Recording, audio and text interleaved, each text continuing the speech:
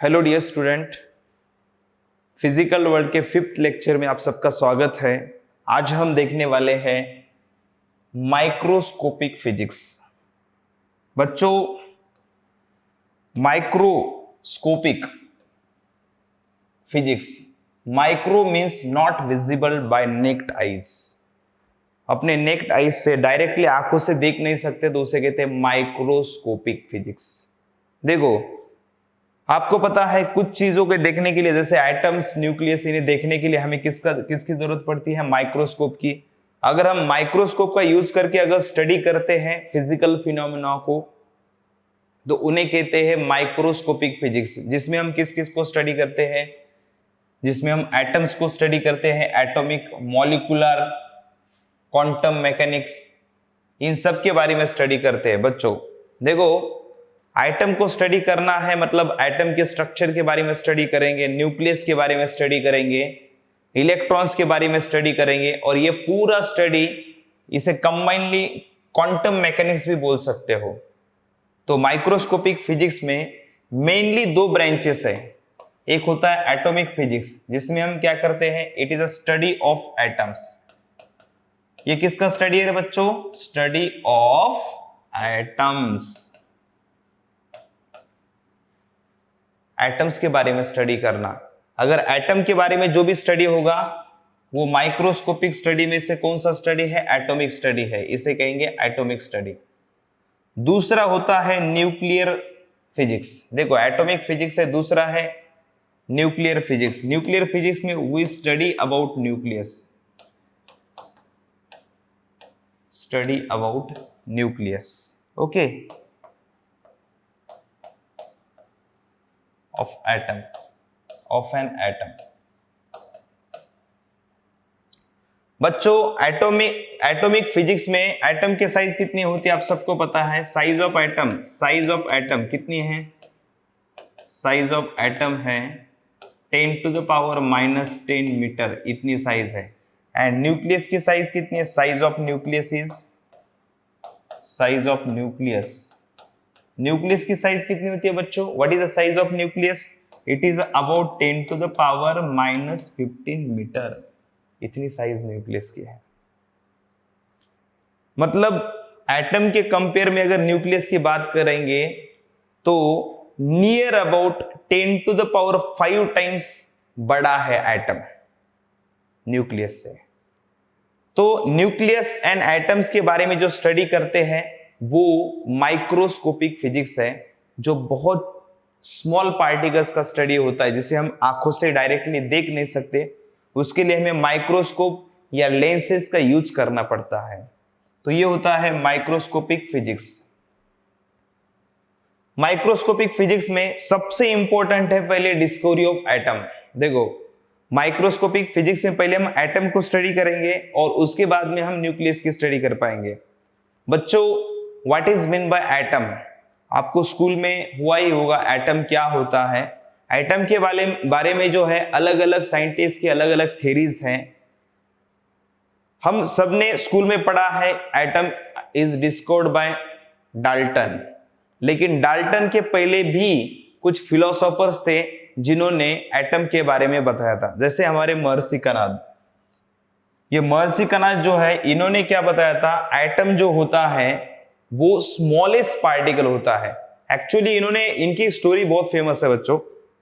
इन्होंने क्या किया, कुछ फूड हाथ में था उनके हाथ में कुछ फूड था और उसको डिवाइड कर रहे थे, डिवाइड कर करके देख रहे थे फूड को, और ऐसे छोटे छोटे छोटे छोटे फूड के टुकड़े करके महर्षि कणाद में करके, मतलब चलते चलते करके देख रहे थे, छोटे छोटे टुकड़े करते करते चल रहे थे। तो उस वक्त उन्होंने सबसे छोटा सा टुकड़ा जो फूड पार्टिकल्स का बनाया और उसको और छोटा बनाने के लिए उन्होंने प्रयास किया, तो उससे छोटा नहीं हो सकता। उन्होंने एक कंक्लूजन निकाला कि एक टाइम ऐसा आएगा, मैं इस फूड पार्टिकल को ब्रेक करते जा रहा हूं, तो एक टाइम ऐसा आएगा, इतना स्मॉलेस्ट पार्टिकल होगा जिसे हम ब्रेक नहीं कर सकते, जिसको हम कट नहीं कर सकते। That smallest particle of a matter is called atom. उन्होंने उसे कहा था अणु नाम दिया था उसको, अणु, ओके। देखो, अणु नाम दिया था उन्होंने नाम दिया था अणु।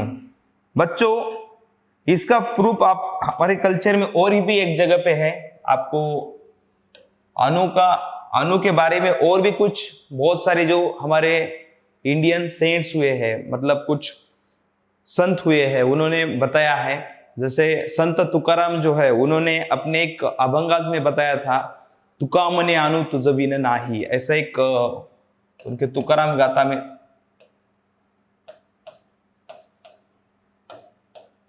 गाथा में अणु के बारे में एक जगह पे मेंशन किया है।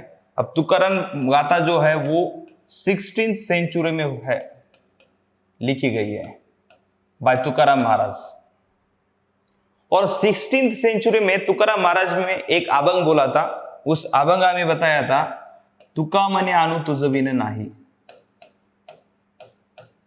अणु तुझ विन नाही, भगवान के बारे में लिखा था। यानी इसका मतलब यह था कि हे भगवान, ये जो स्मॉलेस्ट पार्टिकल अणु होता है ना, ये भी तेरे बिना नहीं हो सकता। मतलब वो स्मॉलेस्ट पार्टिकल में भी आप प्रेजेंट हो, ऐसा तुकाराम महाराज का कहना था। मतलब इंपॉर्टेंट है ये, देखो ये बात ध्यान में रखो। अणु मतलब 16th सेंचुरी में तुकाराम गाथा लिखी गई थी, उसमें भी अणु के बारे में बताया था। तो अणु की डिस्कवरी जो है, एटम की डिस्कवरी जो है, कुछ लोग कहते हैं कि एटम की डिस्कवरी 18th सेंचुरी में की है बाय डाल्टन। लेकिन अगर डाल्टन ने अगर 18th सेंचुरी में बताई थी, तो उसके पहले तुकाराम महाराज की गाथा में अणु के बारे में, एटम के बारे में बताया है। स्मॉलेस्ट पार्टिकल होता है अणु।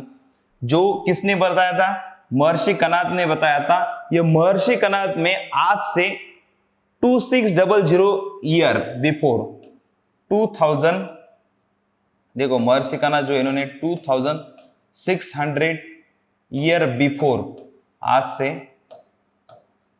2600 किलोमीटर, सॉरी 600 साल पहले, 2600 साल, 2600 साल पहले महर्षि कणाद ने एटम के बारे में यह बताया था। उन्होंने, मैंने जैसे आपको स्टोरी बताई थी, उस स्टोरी के हिसाब से उन्होंने बताया कि स्मॉलेस्ट पार्टिकल जो होता है मैटर का, उसे क्या कह सकते हैं? अणु यानी एटम कह सकते हैं। ये इन्होंने बताया था 2600 ईयर बिफोर, आज से 2600 साल पहले बताया था। उसके बाद में और एक ग्रीक कल्चर में फेमस फिलोसोफर हुए हैं जिनका नाम है डेमोक्रिटस। देखो डेमोक्रिटस, इन्होंने क्या बताया था? इन्होंने सेम थ्योरी बताई थी डेमोक्रिटस में। मतलब इन्होंने ये जो थ्योरी दी थी, ये नियर अबाउट ऐसा बोल सकते हो, जो आज से नियर अबाउट 2400 ईयर बिफोर, मतलब 2400 ईयर बोल सकते हैं, 2450 बोल सकते हैं, 2450 ईयर बिफोर, 2450 ईयर बिफोर। मतलब आज से देखो, आज से काउंट करेंगे तो 24 से 50, 2450। मतलब इनके भी पहले किसने बताई थी? महर्षि कणाद ने। मतलब अगर डिफरेंस चेक करेंगे तो नियर अबाउट कितने साल का डिफरेंस है? 150 ईयर्स का डिफरेंस है। मतलब ये जो ग्रीक फिलोसोफर है, इनके 150 ईयर बिफोर किसने बताया था? महर्षि कणाद ने। और ये ग्रीक फिलोसोफर जो है, जिनका नाम है डेमोक्रिटस, इन्होंने बताया था कि कोई भी अगर फ्रूट है, समझो, उन्होंने भी, देखो फूड से रिलेटेड ही उन्होंने भी बताया है। अगर किसी एप्पल को हम ऐसा कट करते जाएंगे तो उन्होंने बताया कि एक टाइम ऐसा आएगा कि उस फ्रूट को हम कट नहीं कर पाएंगे। That smallest particle is uncuttable. और उसे नाम दिया था उन्होंने एटोमॉस। उन्होंने क्या नाम दिया था? इन्होंने नाम दिया था एटोमॉस। और एटम वर्ड भी जो है, इसी वर्ड से, एटोमॉस वर्ड से ही आया है। ये जो ग्रीक फिलोसोफर है, ये एक फिलोसोफर थे और उन्होंने एटम के बारे में बताया था। उन्होंने भी यही फूड से रिलेटेड ही बताया था। उन्होंने कहा था कि अगर किसी फ्रूट को अगर कट करते जाएंगे तो एक टाइम ऐसा आएगा जिस वक्त हम उसे कट नहीं कर सकते, अनकटेबल हो जाएगा। और उस स्मॉलेस्ट पार्टिकल को कहेंगे हम एटोमॉस। उसे क्या कह सकते हैं? एटोमॉस। ये बताया था इन्होंने, आज से 2450 साल पहले की बात है जब इन्होंने बताया था। और यही जो ग्रीक वर्ड है एटोमॉस, इससे आज जो एटम है ये इस वर्ड से डिराइव्ड है। ओके, लेकिन क्या हुआ था बच्चों, इनकी स्टोरी ऐसी है, ये जो डेमोक्रिटस है, इन्होंने जो बताया उसके अपोजिट में एक साइंटिस्ट थे जिनका नाम था एरिस्टोटल्स, ऐसे कुछ नाम था उनका, फिलोसोफर ही थे उस जमाने के वो, और उन्होंने बताया था कि ऐसा कोई एटम एग्जिस्ट नहीं होता, जो ये सब वर्ल्ड जो बना है वो अर्थ, फायर,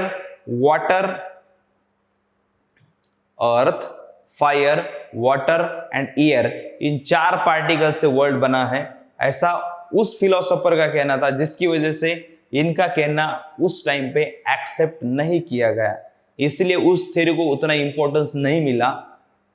डेमोक्रिटस ने जो थ्योरी दी है उसको उस टाइम पे उतना इंपॉर्टेंस नहीं मिला, इसीलिए 18th सेंचुरी तक एटम्स के बारे में किसी ने ज्यादा डिटेल में सोचा नहीं था। लेकिन बच्चों 18th सेंचुरी में ये सर जॉन डाल्टन हैं, इन्होंने एटम्स के बारे में बताया, वापस उसको एक बार डिस्क्राइब किया, उसे कह सकते हैं रीडिस्कवर किया है, रीडिस्कवर किया। जो महर्षि कनाद ने बताया था, जो डेमोक्रिटस ने बताया था, दोनों फिलोसोफर में जो बताया था वापस इन्होंने बताया, smallest indivisible part of a matter is called atom. ये एक फेमस साइंटिस्ट थे, एक्चुअली ये फिजिसिस्ट भी थे और केमिस्ट भी थे, मतलब उनको केमिस्ट्री भी अच्छा आता था और फिजिक्स भी, ऐसा रेयर होता है, तो उसमें से ये थे, बहुत फेमस साइंटिस्ट है, ब्रिटिश साइंटिस्ट। इन्होंने एटम के बारे में रिसर्च, एक्चुअली ये रिसर्च केमिस्ट्री के थ्रू हुआ था, ये केमिस्ट्री के बारे में रिसर्च कर रहे थे और केमिस्ट्री के लैबोरेटरी के अंदर रिसर्च करने के बाद में उन्होंने बताया एटम्स के बारे में, atomic theory the, smallest particle of a matter is called atom. देखो एक्चुअली इन्होंने जो एटम की थ्योरी बताई, उन्होंने सिर्फ smallest particle of matter is called atom यहां तक ही बताया था, लेकिन बच्चों आगे चल के अलग अलग साइंटिस्ट ने अपनी थ्योरी देके एटम का जो स्ट्रक्चर, जो वेल डिफाइंड स्ट्रक्चर, ये बताया गया। देखो वेल डिफाइंड स्ट्रक्चर ये बताया गया, जिसमें हम एटम के बारे में स्टडी करते हैं। एक्चुअली जब हम एटम के बारे में स्टडी करते हैं तो एटम्स के बारे में डाल्टन के बाद में अलग अलग साइंटिस्ट ने थ्योरी दी गई है, जिसके बाद में जे थॉमसन है, जिन्होंने एटम के अंदर इलेक्ट्रॉन होता है इसके बारे में बताया। उसके बाद में रुदरफोर्ड नाम के साइंटिस्ट हो गए, रुदरफोर्ड ने बताया कि इलेक्ट्रॉन, देखो इलेक्ट्रॉन सर्कुलर ऑर्बिट में घूमता है, ये किसने बताया? रुदरफोर्ड ने। एटम के अंदर इलेक्ट्रॉन होता है ये बताया है जे थॉमसन ने। देखो डिस्कवरी ऑफ इलेक्ट्रॉन्स किसने की है? डिस्कवरी ऑफ इलेक्ट्रॉन्स ये की है J Thomson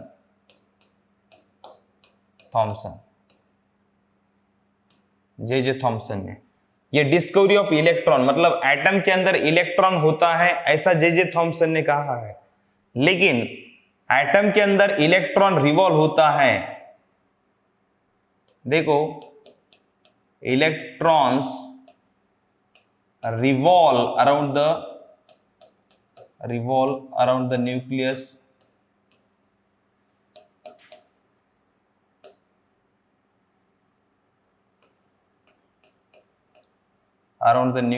in circular orbit। ये किसने बताया था? ये बताया था रुदरफोर्ड नाम के साइंटिस्ट ने। ये बताया गया है रुदरफोर्ड।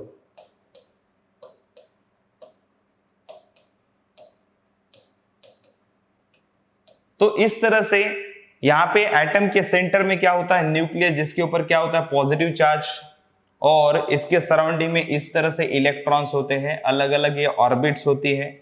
इसमें इलेक्ट्रॉन्स क्या करते हैं? रिवोल्यूशन, घूमते रहते हैं सर्कुलर ऑर्बिट में।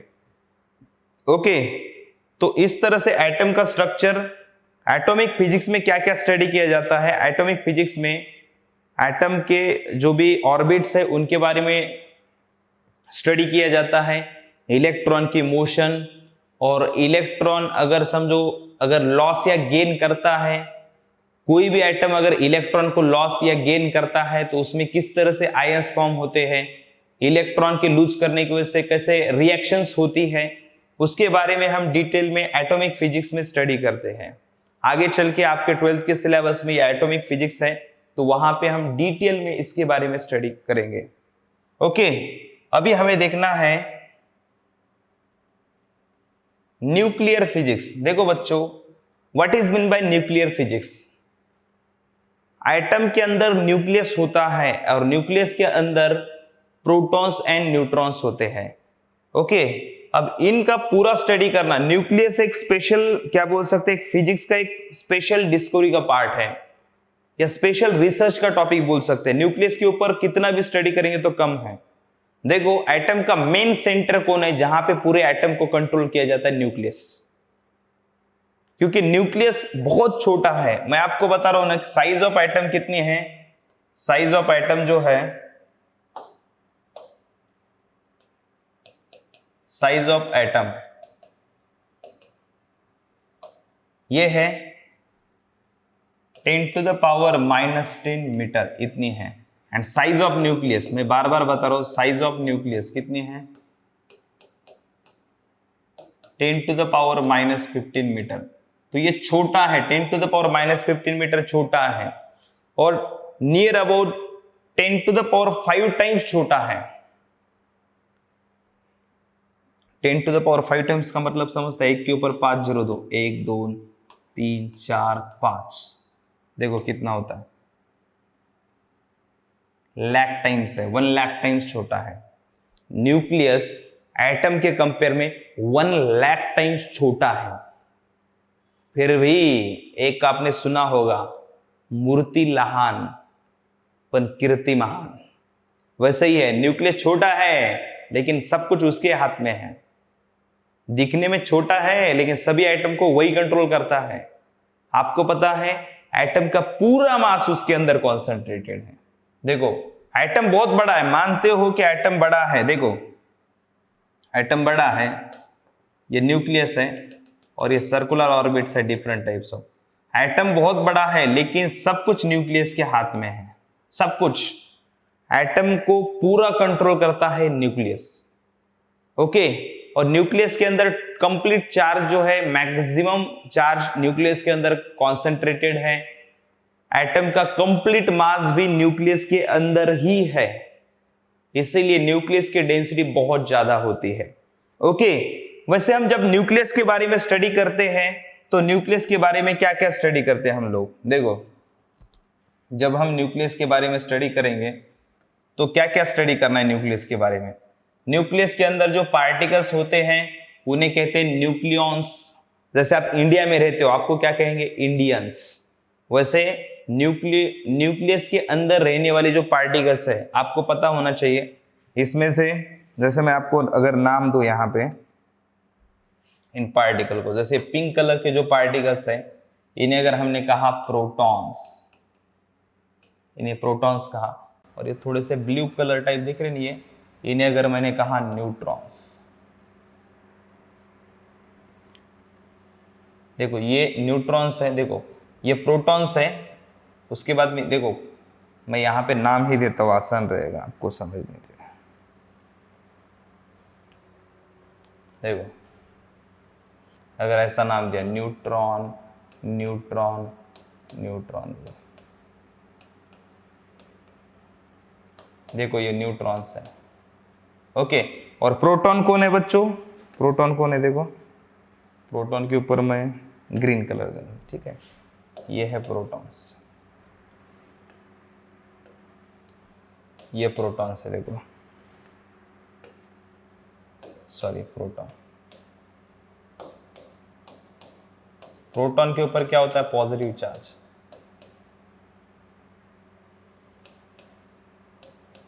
देखो, तो इस तरह से पिंक कलर के जो है उन्हें प्रोटॉन कहा है, ठीक है।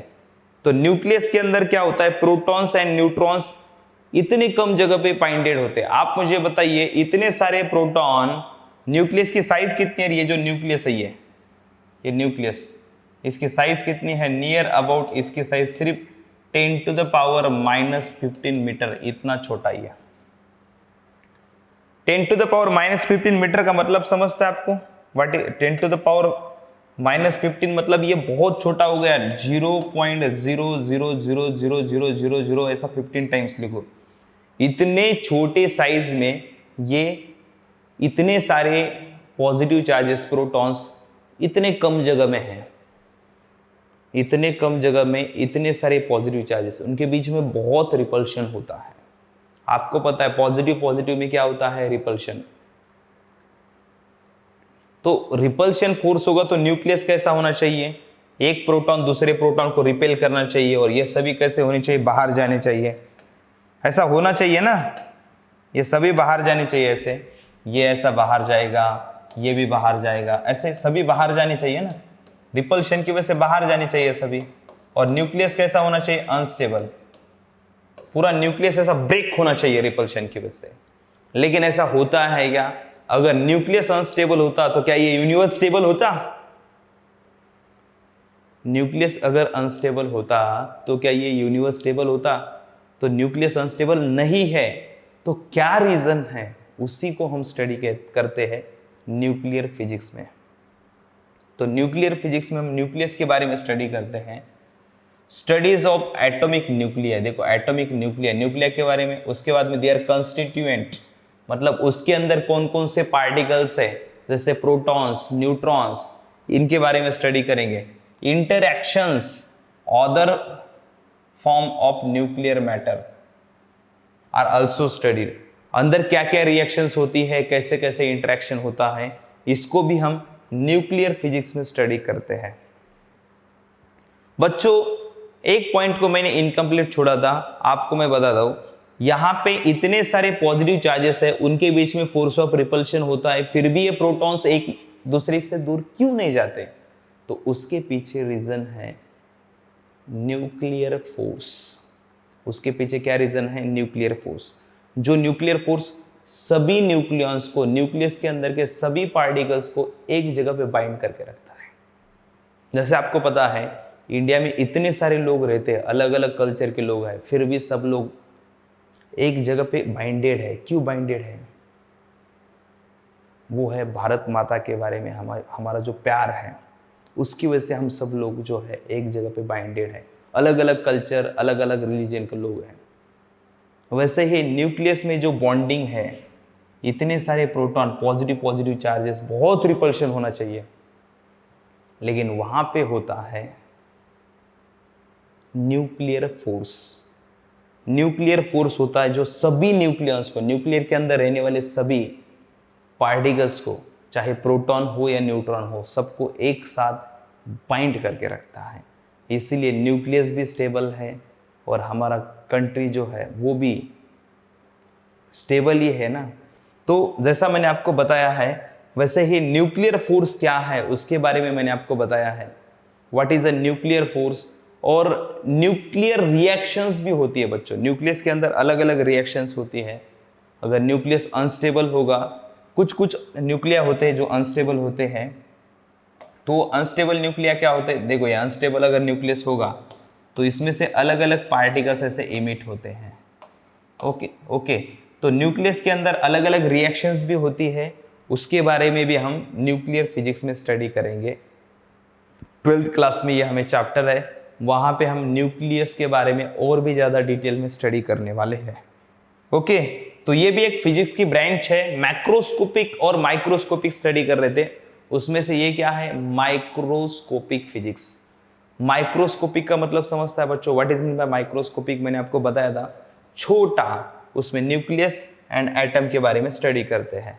ओके बच्चों, फिजिक्स की वजह से जो टेक्नोलॉजी जो डेवलप हुई है उसके बारे में हमें डिस्कशन करना है। Physics and technology.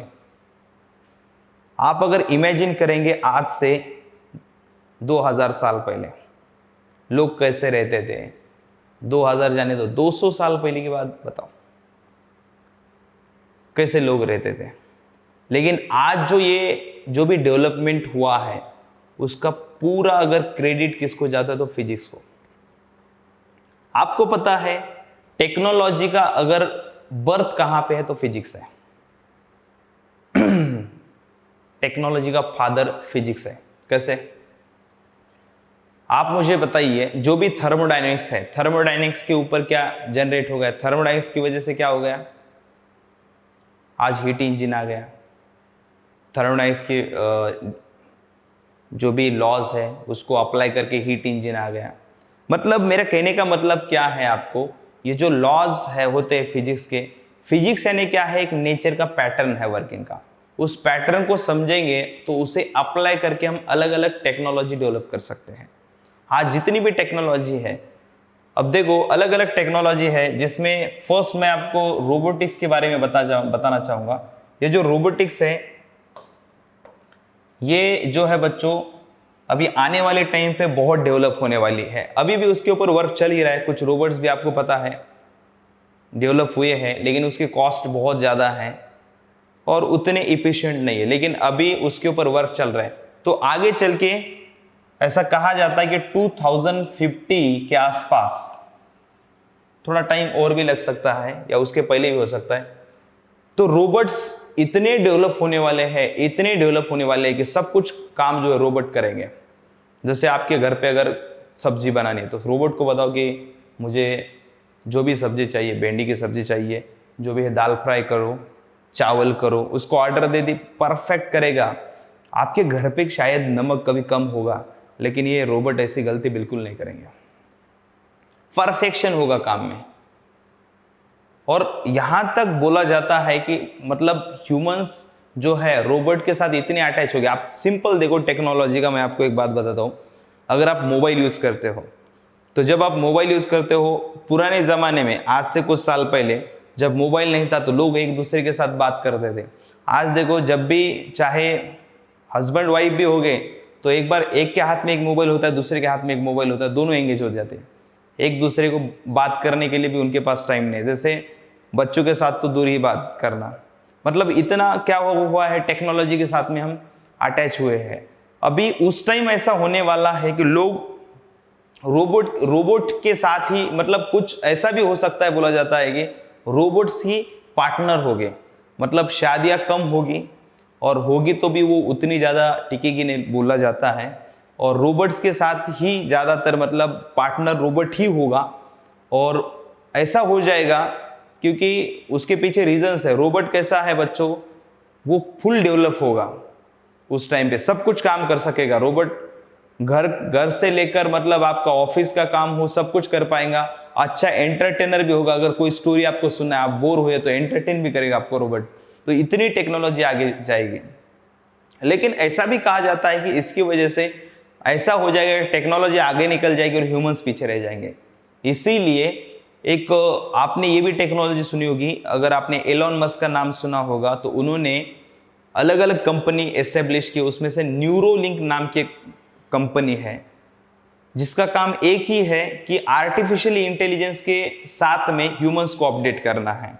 Artificial intelligence मतलब क्या होता है? ये जो रोबोट्स है, फॉर एग्जांपल, आगे चल के रोबोट्स इतने इंटेलिजेंट हो जाएंगे। अगर आप मुझे बताओ कि ह्यूमंस कुछ ना कुछ भूलते रहते, तो लोग ह्यूमंस को अगर काम में रखने के बजाय रोबोट्स को प्रीफर करेंगे, तो ऑटोमेटिकली क्या हो जाएगा, जॉब चले जाएंगे लोगों के। तो इसीलिए इंपॉर्टेंट है कि रोबोट क्रिएट करने की बजाय उन्होंने, एलोन मस्क ने किसके ऊपर काम शुरू किया? उन्होंने ह्यूमंस को अपडेट करना है। तो उन्होंने ह्यूमंस को अपडेट करने के लिए जो भी है अलग अलग चिप, जो हम सीधा अगर कोई बुक पढ़ लिया तो हम सीधा उसकी एक चिप जो है, बुक पूरा पढ़ने की जरूरत ही नहीं है, उसकी एक चिप लगी है हमारे साथ में, ब्रेन के साथ में कनेक्ट करेंगे हम लोग। ऐसी कुछ टेक्नोलॉजी के ऊपर काम चल रहा है, जिसको कहते हैं कि ह्यूमंस को आर्टिफिशियल इंटेलिजेंस के साथ में अपडेट करना है। तो इतनी टेक्नोलॉजी एडवांस हो जाएगी कि ये रोबोट सब कुछ काम करेंगे। तो ये फिजिक्स की वजह से पॉसिबल है। देखो रोबोट्स में क्या होता है, कुछ लोग कहेंगे रोबोट्स के अंदर क्या फिजिक्स है? बच्चों, रोबोट्स की मोशन होती है, उसमें काइनेमेटिक्स अप्लाई करेंगे, उसके अंदर डायोड्स होते हैं, लॉजिक गेट्स होते हैं। उसके बाद में रोबोट्स के अंदर हम जैसा मैंने आपको बताया है, रोबोट्स के अंदर अलग अलग जो भी है मैकेनिक्स जो है, मोशन जो है, उसकी एफिशिएंसी, उसमें इलेक्ट्रिसिटी, चार्जिंग तो लगेगी ना, उसको एनर्जी लगेगी कि नहीं, आपने चार्जिंग का सुना होगा, तो ये जरूरी है। तो ये सब कुछ यहाँ पे फिजिक्स के ही बेस पे रोबोट्स जो है, रोबोट टेक्नोलॉजी डेवलप हो रही है। उसके बाद में आपने ये टेक्नोलॉजी सुनी होगी बुलेट ट्रेन के बारे में। ये जो फर्स्ट बुलेट ट्रेन जो है जापान में, जो फेमस बुलेट ट्रेन है, फर्स्ट बुलेट ट्रेन, उसका नाम जो डिस्कवर की गई थी उसका नाम है शिंकानसेन। शिंकानसेन। देखो ये जो बुलेट ट्रेन है ये near about 320 kilometre per hour से भाग सकती है। अब देखो 320 किलोमीटर पर आवर, अगर इतना 1 घंटे में ट्रैवल करेंगे तो कितना फास्ट हम एक जगह से दूसरी जगह जा पाएंगे। अब मुझे बताइए, ये मतलब इसकी वजह से हमारा जो टाइम जो ट्रैवलिंग में वेस्ट होता था, ये बहुत सारा टाइम सेव कर रहा है ये टेक्नोलॉजी। इसमें भी आपको फिजिक्स है ये बताने की अलग से जरूरत नहीं है, इसका टोटल वर्किंग जो है टेक्नोलॉजी जो है ये फिजिक्स के ऊपर डिपेंड है। वैसे मैं आपको बताऊं what is the difference between scientist and engineers. देखो साइंटिस्ट क्या करते हैं, डिस्कवर करते हैं लॉ को, और इंजीनियर्स उसे अप्लाई करके टेक्नोलॉजी बनाते हैं। तो फिजिक्स के लॉ को ही अप्लाई करके ये बुलेट ट्रेन्स बनी है। उसके बाद में ये है न्यूक्लियर एनर्जी। अब ये न्यूक्लियर एनर्जी की बहुत रिक्वायरमेंट है, क्योंकि पेट्रोल हो या डीजल हो या बाकी जो भी सोर्सेस है एनर्जी के, उनके लिमिटेड जो भी है, लिमिटेड है हमारे पास। कुछ टाइम के बाद में अगर ये कंप्लीट खत्म हो जाएंगे तो हमारे पास कोई सोर्स नहीं होगा, इसलिए हमें न्यूक्लियर एनर्जी के ऊपर फोकस करना है। अब न्यूक्लियर एनर्जी होती है, ये न्यूक्लियर पावर प्लांट है। न्यूक्लियर पावर प्लांट में न्यूक्लियर फिजन रिएक्शन से एनर्जी क्रिएट की जाती है। न्यूक्लियर फिजन मतलब क्या होता है, न्यूक्लियस के पार्ट्स किए जाते हैं, न्यूक्लियस को 2 पार्ट्स में डिवाइड किया जाता है, उसके ऊपर न्यूट्रॉन इंसिडेंट करके जो भी है वो न्यूक्लियर रिएक्शंस होती है, और न्यूक्लियस के अंदर रिएक्शंस करके एनर्जी बाहर निकाली जाती है।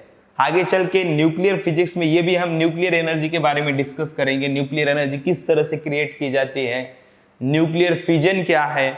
कभी कभी आपने ये न्यूक्लियर एनर्जी के बारे में सुना होगा, ये उतनी डेंजरस भी है। जैसे आपको पता है जो न्यूक्लियर बम होता है, यूरेनियम बम, इसमें न्यूक्लियर एनर्जी के लिए हम यूरेनियम का यूज करते हैं। ये न्यूक्लियर बम जो होता है वो आपको पता है जापान के ऊपर डाला था अमेरिका ने। तो आज भी हिरोशिमा एंड नागासाकी जो है सिटीज, वहां पे जो डिस्ट्रक्शन हुआ है वो आज तक रिकवर नहीं हुआ है। इतना बहुत ज्यादा एनर्जेटिक होता है यूरेनियम। न्यूक्लियर रिएक्शंस इतनी ज्यादा एनर्जेटिक होती है, लेकिन उस एनर्जी का हमें सही इस्तेमाल करेंगे तो ये टेक्नोलॉजी का बहुत ही एडवांस यूज हो जाएगा हमारे लिए। ओके, इसके अलावा और भी सारी टेक्नोलॉजीज हैं। जैसे आज आप सब लोग इस कोविड के टाइम पे भी घर पे बैठ के लेक्चर अटेंड कर रहे हो।